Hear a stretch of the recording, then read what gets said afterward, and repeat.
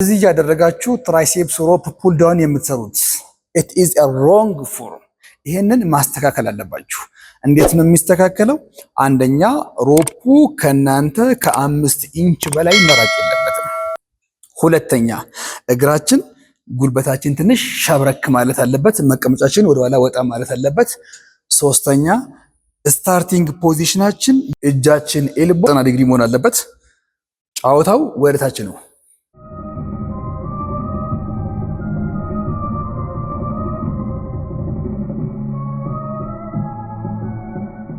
90 180 እያደረጋችሁ በፈለጋችሁት ክብደት እየጨመራችሁ መስራት ትችላላችሁ።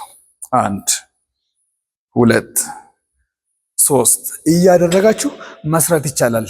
ትክክለኛና ኮሬክት ፎርሙ እንደዚህ ነው የሚሰራው። ሌላኛው የሚጨምርላችሁ ቲፕ እዚህ ላይ ምንድነው?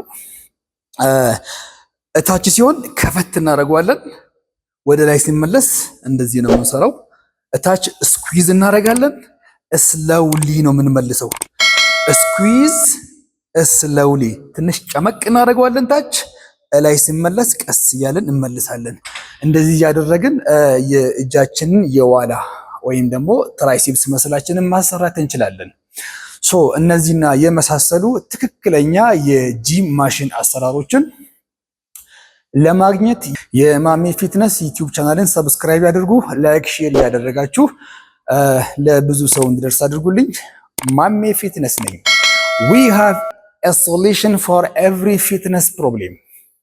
ማሜ ፊትነስ fit for what you live